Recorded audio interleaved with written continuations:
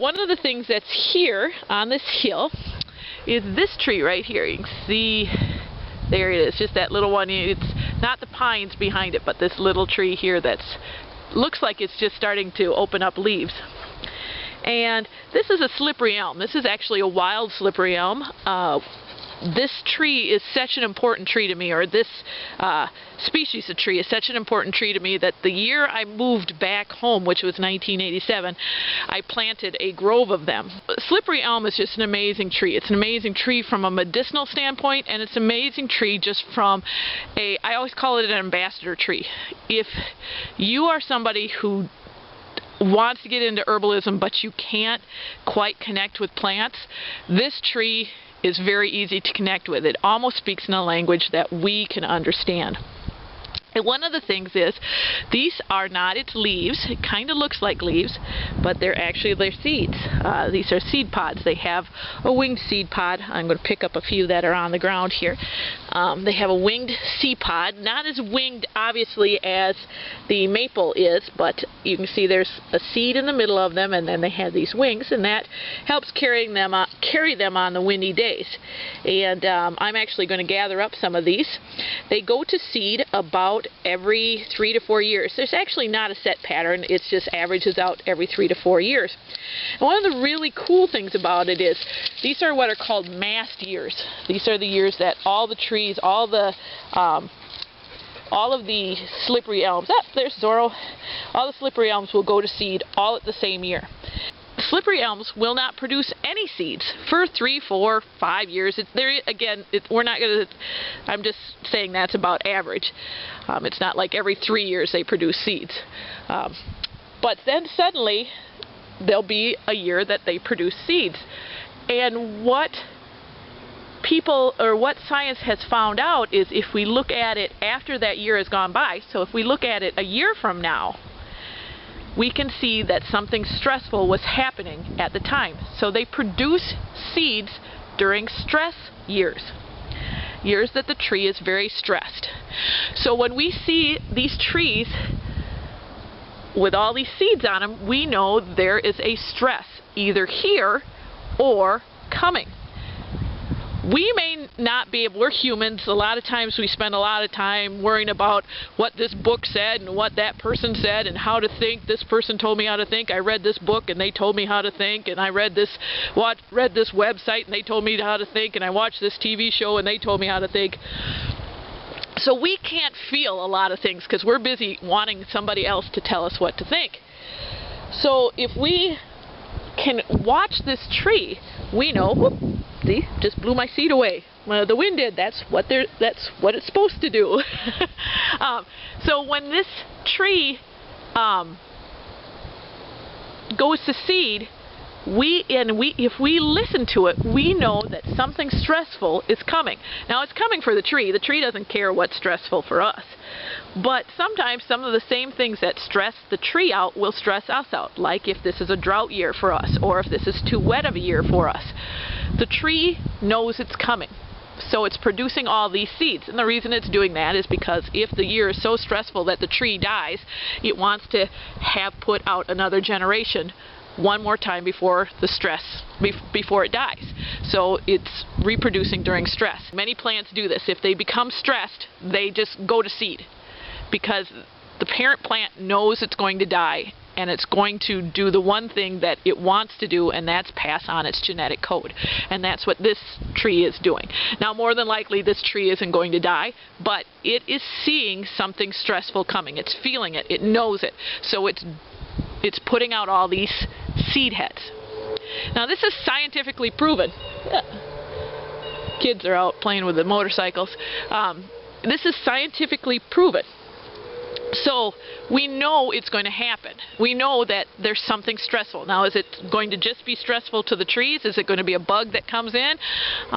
Or is it going to be stressful for all of us? Is this year going to be a bad year? And it's a good way, you listen to this tree. If you come out here and you see this tree is loaded with seeds, and if you're in tune enough with nature that you know this, now we know that you can see these seeds, and you know this. You know that this year is going to be a stressful year of some sort.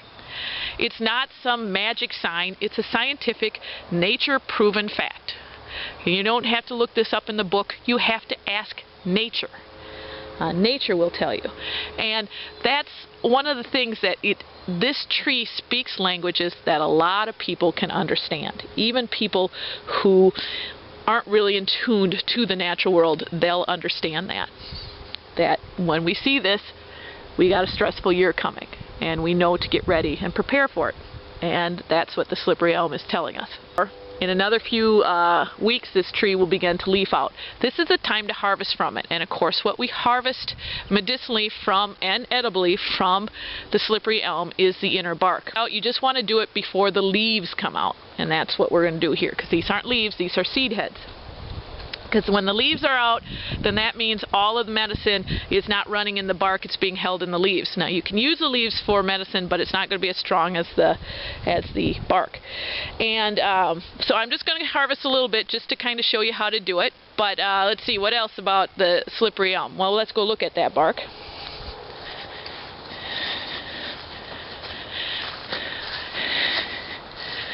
Get in here. I'll have to clean out a spot. But you can kind of see here that it's a very rough bark, but the top of it, the top of the ridges are flat. And that's the big tell on this tree, is that the top of these ridges are flat. So what we have to do is get through this bark and to the underbark. And we don't want to girdle the tree. We don't want to go all the way around the tree, because that will kill the tree. And especially since I'm not harvesting that much, because I already did harvest, all I'm going to do is just take a little bit of this. So I'm going to get that going on that, and then I'll show you how I do that. Okay, so I jumped the gun. I was trying to kind of peel it back to show you, and then I accidentally broke it off. So we're going to show it to you this way anyway. What you want to do is, and it looks like this part of the bark is very thick, but actually it's very corky, so it's easy to cut through with a knife. So what you start doing is you take either the back of an axe, or if you've got a strong enough knife, and kind of pound the area that you're going to cut out. This helps loosen the bark away from the tree. You give it a few good whacks just to kind of help you along, and then you just cut out a rectangle and cut down, and you keep cutting, keep going deeper and deeper in until you can get all the way to the heartwood. That's what this wood here is, but we'll show you that in a minute. And until you get you can get down there and kind of score down, and you definitely want to do one on the bottom so that you take it off, you know, so it has a place that it breaks off. And sometimes it's easier to pull it off in strips. That's perfectly fine. That's what I tend to do. I tend not to take a big chunk like this off all at once, but that's what happens. So anyway, we're going to take this off. The part of the tree that is medicinal is this part here, not the outer bark. It's the inner bark. It's the cambium layer. And here it is up on the tree. And one of the first things you should notice when you're peeling it is that it's slimy. Once you get down in there, this is a very slimy bark. That's the point of it. That's what makes it work so well, is its sliminess. So you just keep cutting. And anyway, but this bark looks very, very thick, and you're like, oh, you can't just cut that with a knife. Well, actually, it's a corky bark, and you know how cork, you can cut that pretty easy. So it's not that hard to do. You can if you want to do it with an axe, but I find that I have more control with a knife, and that does two things. A, I don't hurt the tree so much, and B, I don't hurt myself, which are two, in my opinion, very good things. And then you can just kind of, as you can see, just get in there with your knife and peel it and pull it back. Now, a lot of people are going to be saying you're damaging the tree. Actually, yes, you are. There's no way around it. Anytime you harvest from a wild plant, you damage that plant. And elm has a slight disadvantage to a lot of other trees, is that it does have a major predator, and that is the Dutch elm disease, which is actually, it's called disease, but it's actually a little beetle that can get in and get under the bark. So what I do, and I brought one with me, it's out in the bag right now, but I spray it down with, when I get done harvesting, and this is usually only for the elm. I don't do it with a lot of my other trees like my white pines, but for the elms I do. I spray it down with 1 part bleach, 3 or 4 parts water, and that kind of kills off anything and kind of creates a barrier. The bugs don't like to crawl over that smell until the tree can start healing itself. So that's the one thing. The other thing you can do if you want to do a more natural approach is to take mud and stick it up against there. But I actually bought a spray bottle of bleach, and that's what I'm going to spray on there. So I'm going to go get that, but I just wanted to show you that's how I'm doing it, and it's this part right here that you want for your medicinal. We'll cut that little piece off just to show you the inner bark, and we're going to be taking this outer bark off. It's easiest to cut. You'll be like cutting down, and you'll be like, oh, this is so easy, and then you got to go across the grain, and you're like, oh, this is so hard. It is easier to cut down, that's for sure. Or up, whichever way. It's easier to go with the grain than it is to go down and against it. But that's just it's this inner bark here that you want. Yep, come on. Right there, that piece. So I'm going to go and get my bleach bottle, because the longer I stand here, the more. But one of the things you're going to notice, and this is a big thing for dealing with, is how slimy it is. This is like really, really slimy as you're holding it in your hand. And that's a big thing that you have just got slippery elm. The slimy part, the mucilaginous part, that's what makes it heal. And we're going to talk about its healing properties here in just a little bit. But I'm going to go and get this sprayed up and let this guy get to healing himself. So there's my spray bottle. I just got done spraying everything. And our job is to peel away. I got this sitting here, and I'm doing it one-handed. It's really very easy to do. I'm doing it with my thumbnail, you can tell, so how easy it is. But you want to peel this inner bark away from the outer bark, and then we're going to let it dry for 2 weeks minimum. You want to make sure you dry it for a long period of time. It's going to turn this kind of color. This part here is, oops, there you go, let you guys see what that looks like. It's going to get that kind of orangish color as it dries. Very distinctive part of slippery elm is that orange color. If you buy it in the store, it has an orangish color. I don't want to say it's orange, but an orangish or pinkish color. The bark, the inner bark of the slippery elm is probably one of your best internal medicines you can have. And it's not, sometimes it's nothing more than the delivery system, but still it's a great medicine. Now, if you have any kind of stomach problems whatsoever, and I don't even want to say stomach problems, digestive problems, if you have irritable bowel syndrome, this is a great plant. This and, where am I going?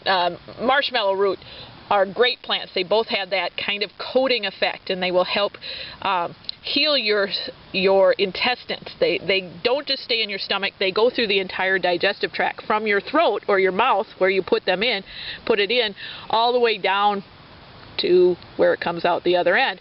A lot of people actually don't like the feel of slippery elm bark in their mouth because it does coat.